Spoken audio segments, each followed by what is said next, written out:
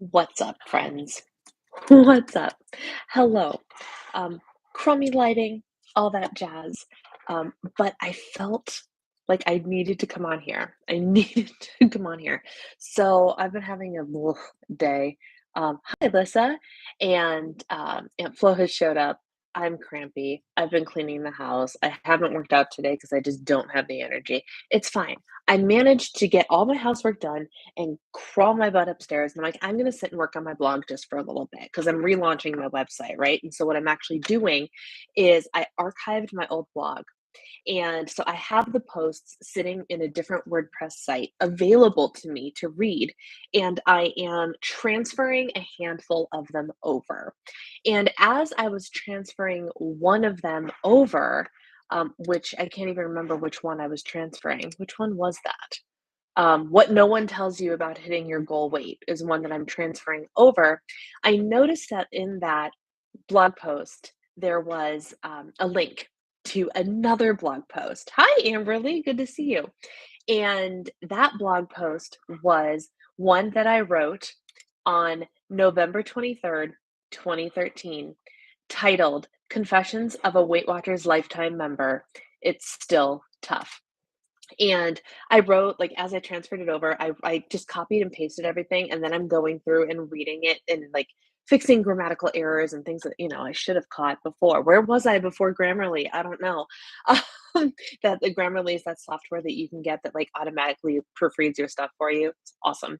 Um, but as I was reading this, I've been having so many, like, oh my goodness moments. Like, first it's like, oh my goodness, I can't believe I was that person. And then, oh my goodness, I can't believe that this is a struggle I'm still having. And oh my goodness, I'm glad I'm over this part. Like, all of these things in real time. So I thought it might be interesting to read the blog post that I'm currently in the process of editing out loud to you guys.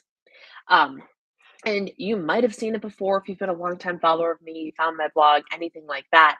But I want to put this blog post in my new blog, even though the Weight Watchers woman is not who I am anymore. I feel like it's an important thing for people to stumble upon because I talk about how hard weight loss maintenance is, and in terms of Weight Watchers specifically. But I just thought it was really interesting and I wasn't sure if you guys would like to hear it or not, but I felt compelled to share it with you guys, especially since I don't know if my YouTube watchers are also going to be my blog readers or not. But I thought this was really, really interesting.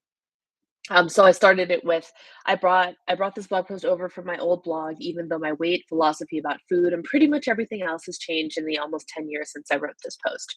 I felt it was still worth sharing my feelings about being a lifetime member of Weight Watchers, even though Weight Watchers is not what I follow anymore. A lot of the mindsets in this post are diet mindsets I've actively worked to get rid of over the years. And as I reread this post, it made me sad to see some of the things I believe to be true. I'm not this woman anymore, but I won't hide who I used to be either.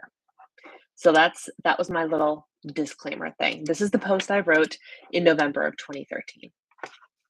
A year ago, on November 18th, I went to my Weight Watchers Center in Park Ridge, Illinois, weighed in, and much to my delight, hit my magic number, my goal weight that I had been striving for since I can't remember when, 135. There was a little celebration during the meeting where I was awarded my gold star charm to do with as I pleased. For a time, I put it on a chain and wore it around my neck until it started to tarnish. Now I just had to maintain this weight within range, 5 pounds under or 2 pounds above, which, okay. Now that I hear that, hi Kim, good to see you. Man, apparently 4:30 p.m. is a great time to go live. 'Cause y'all are here. So first of all, 2 pounds. No wonder we're all so obsessed with the scale. When the thing that can literally terminate your ability to get lifetime status at Weight Watchers is 2 pounds. Y'all, I can fluctuate 2 pounds in a day if I work out hard enough, or eat too much salt, or eat too late in the day. Like, oh my goodness. Anyway, let me continue. Six. Now I just had to maintain this weight within range, 5 pounds under or 2 pounds above, for 6 weeks, and then I would officially have accomplished my ultimate weight loss goal of becoming a lifetime member of Weight Watchers. 6 weeks later, I did.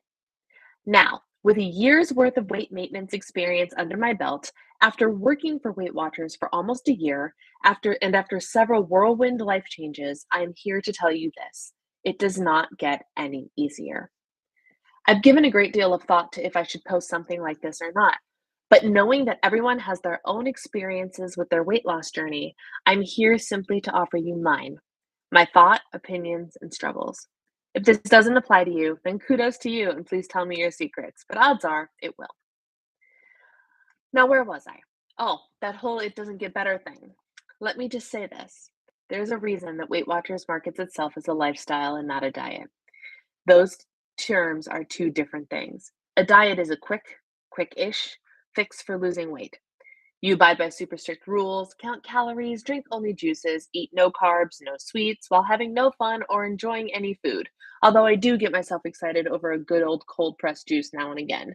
These diets can be very successful, but once you have found your success and you've hit goal, you stop the diet and bam, the weight comes back.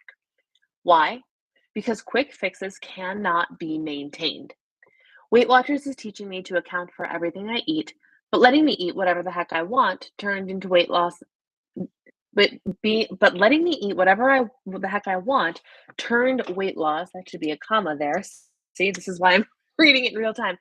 Weight loss into a maintainable lifestyle. I wanted to be a lifetime member so I could have access to Weight Watchers for life, free of charge, because I know that is the lifestyle I want to keep up. I can have my cake and eat it as long as I account for it. Life is good. However, after a year of being at goal and currently sitting 5 pounds over that goal, I know, not a big deal to some, but to me it is.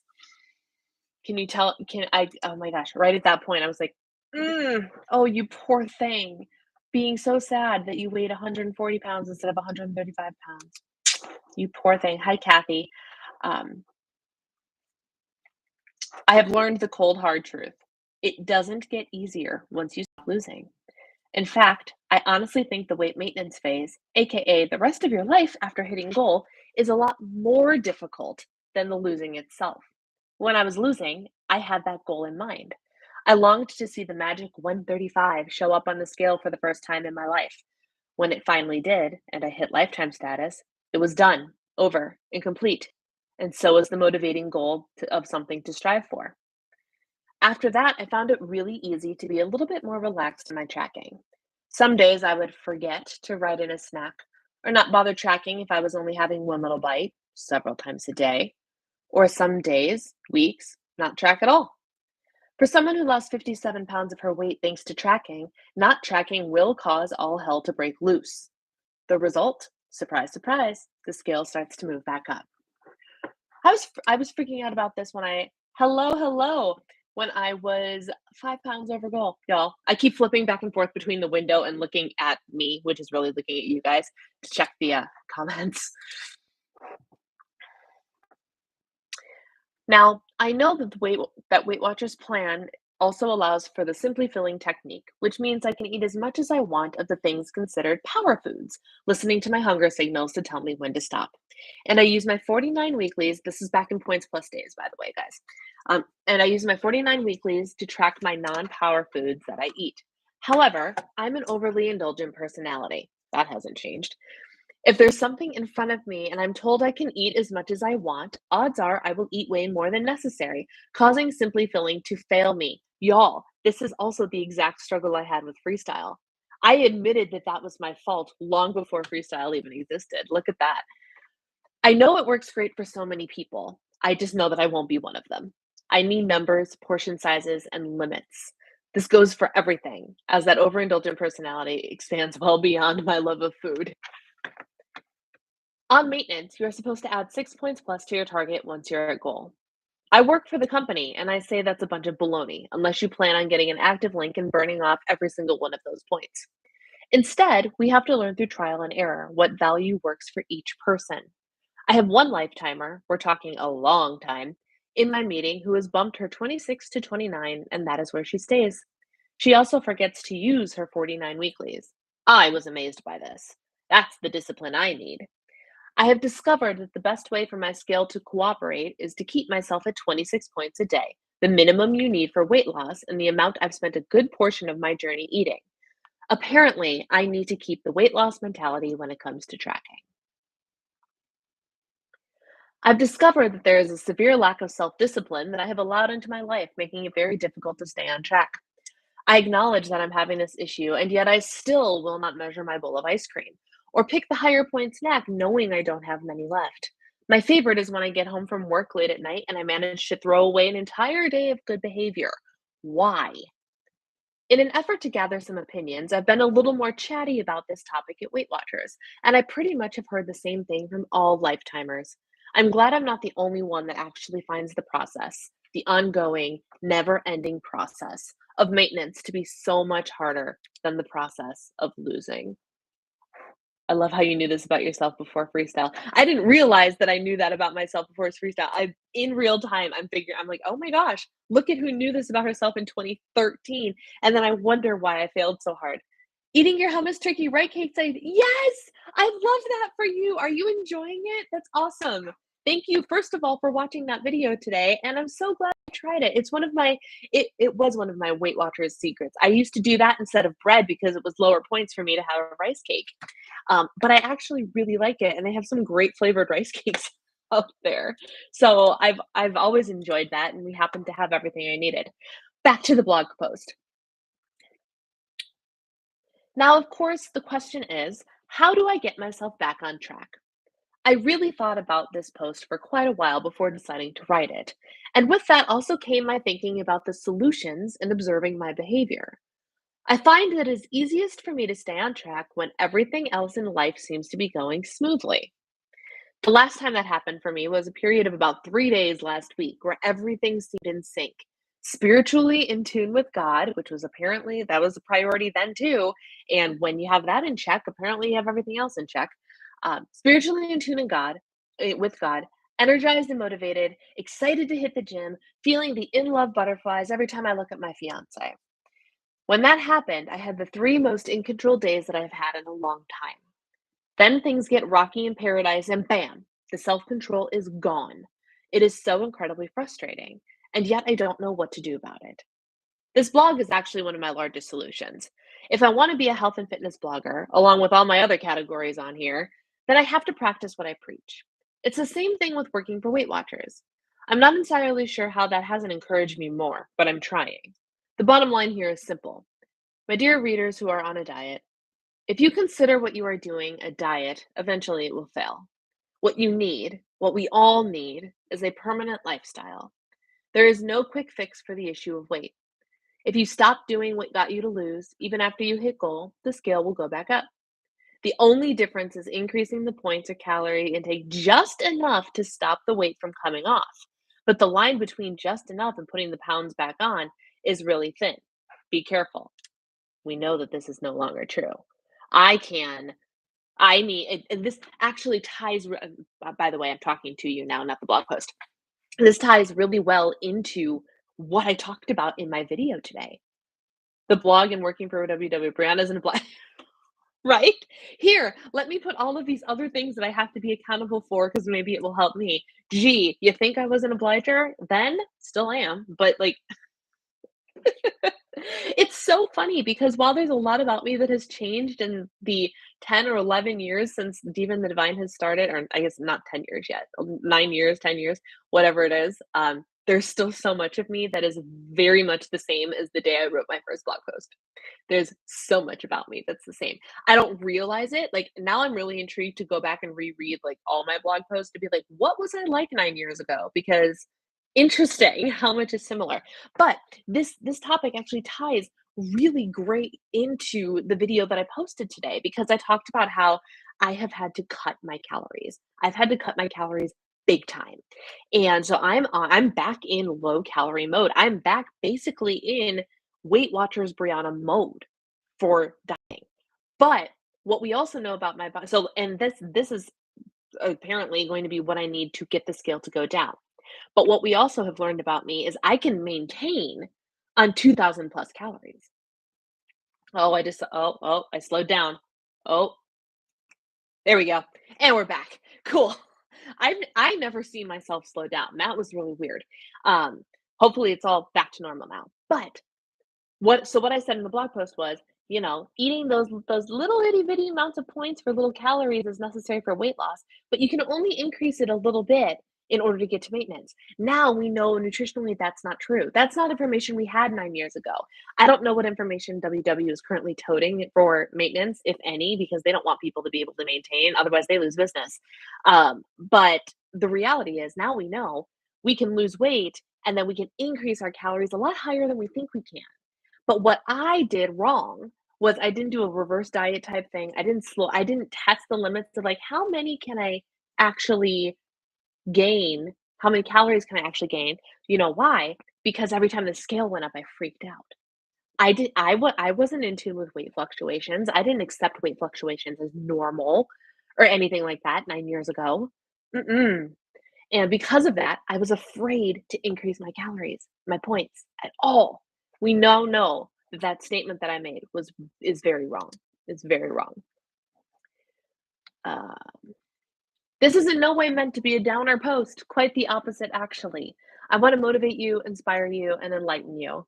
I want you to know that there's no such thing as a temporary diet that will make you skinny forever. If you found one, let me know. I wanted to get it out there that I struggle every single day with food and weight maintenance. And I know that I have to be a Weight Watcher for life if I'm going to keep my body at my goal. It takes a lifetime of hard work, dedication, and self-discipline. Have any of you come to this realization? Or better yet, do you have any words of advice for me? I might work for the best-selling weight loss program in America. It's true, we are. But I'm but I am by no means an expert. I might have a lot of the know-how, but until willpower and self-discipline don't have to play this game anymore, which they always will, so it's pointless to dream of that day. I will never have it all figured out. I will never have it all figured out. I will always need motivation, encouragement, and help. Just because I'm a lifetime member doesn't make me a superhero. It just makes me a woman on the next phase of her weight loss journey. This journey will end only when my life does, or when I choose to give up and go the other way. Seeing how I've been there once and I don't plan on going back. A lifetime of this lifestyle it is. Now, if I could only get my willpower and self-discipline levels to cooperate. Be happy and healthy, my friends. Can't like do you see why I had to come on here and like share this with you? Because there were so many moments while reading that blog post that I was like, "Whoa, what?" Like I had all the emotion, all the emotional ranges because I was like, "What? This is how this is how I felt." And first of all, like I said, there's a lot about me in that blog post that hasn't changed, but there is a lot in that blog post about me that has changed. And I just thought it was so interesting to see it right there in my face. I thought it was so interesting. Um, Mindset and God would be a great topic. They're probably telling people to add a certain number of points and then telling people to cut back when the scale spikes, same as usual. Yes, OMG, that's why I always thought they had the 2 pound max. They don't want people to succeed because they'll lose that money. And that's exactly true. That's exactly true. If people figure out how to maintain their weight, if people understand that weight maintenance is a range, then they're going to lose business because people are either going to figure out how to maintain their weight and get it, manipulate the scale enough to make sure that you're within your range when you have to do your monthly weigh-in, or people are going to say you're freaking psycho and stop giving money to the company because they're wrong. And they can't have that, but it's such a crazy thing that like weight fluctuations. I was terrified of the scale. When I hit goal, I was 135. When I got married, I think I was 140 pounds, and I was devastated about myself for being 140 pounds, for have gaining that 5 pounds on a frame that should never have been 135 pounds to begin with. And I was like, oh my, the struggles that I went through during this period of time in my life. This was right about like it was right before my wedding and all of that, and it's insane. It's insane. I understand as I was reading that, I can feel the feels, and I know I've had this before when I went back and watched an old video or something like that, and I was like, "I can feel what that girl felt." And I'm so sad for her. And it was just very interesting. It was very interesting to me. It's actually helping encourage me to stick to my maintenance phase instead of cutting it short because I know where I am now is where I'm gonna be for most of my life. and I need to embrace the struggles and the fluctuations. I was stressed every week to weigh in and obsessed about gaining anything. Not anymore. Freedom. I love that for you, Kim. I'm so glad we got you there. That makes me so happy.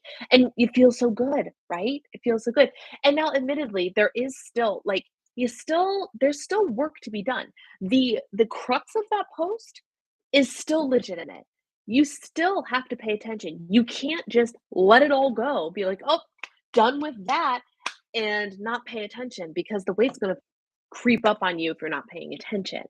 But it's also not as rigid as I make it sound in that post either, you know?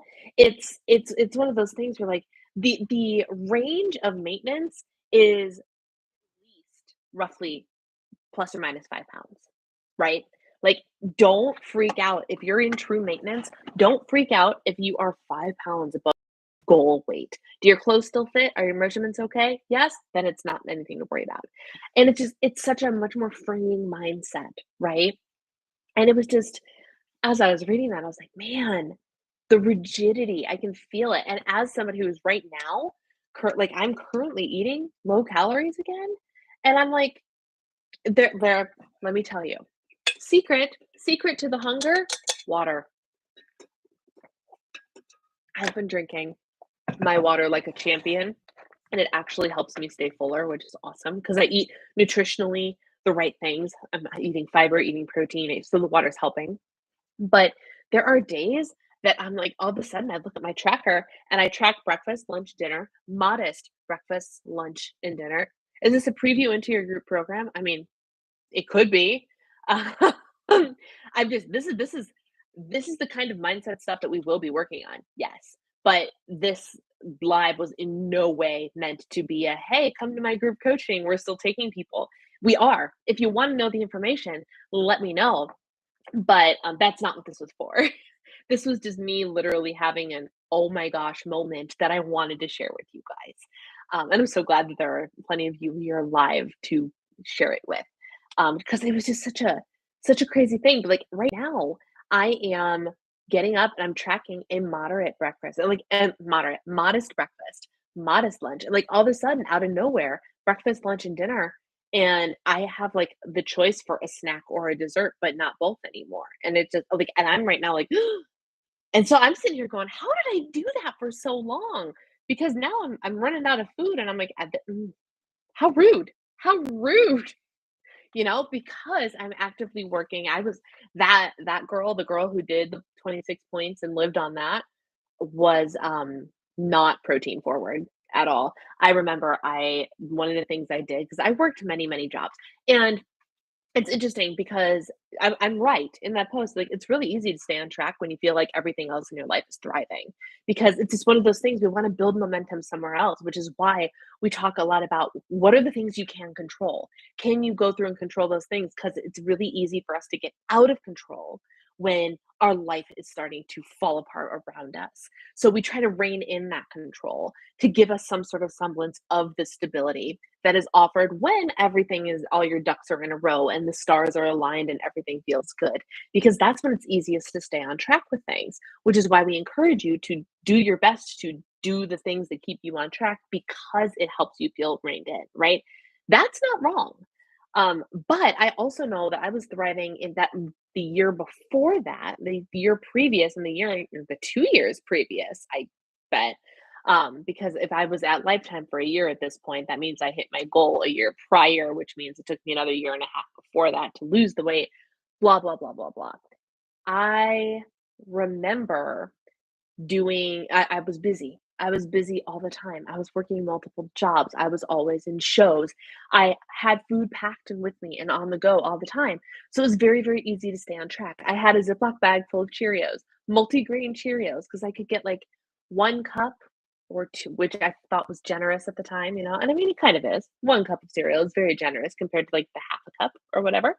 Um, but it's, I was very regimented in all of my little pouches of food and my 100-calorie packs for 2 points and all of those things, but I was busy, and because I was busy, I always felt like I was thriving and I didn't have time to really jack things up, you know? And it's so interesting how, like, that hasn't changed. And that's one of the things that actually I don't know why I guess I should have been smart and, like, quit programs and stuff before I live streamed, but whatever.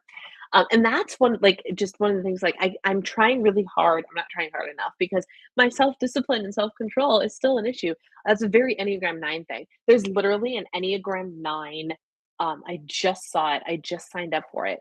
There is somebody on Instagram who's an Enneagram 9 coach, and she's doing a free oh gosh, where's the email? What email address did I put it under? Now I don't know where it is. Oh no. She was doing a free I might have accidentally deleted it. I'm gonna have to go back and find it.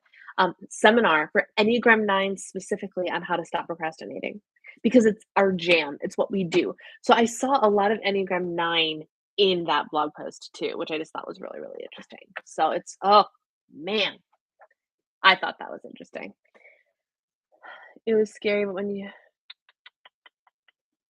I was having panic attack over the idea of hitting lifetime and having that 2-pound range. But when you have a range, you look at the other dude beside the scale, you feel empowered. Literally, it was a daily worry. P.S. I gained 2 pounds today. The weight tracking app I use shows me a range for maintaining.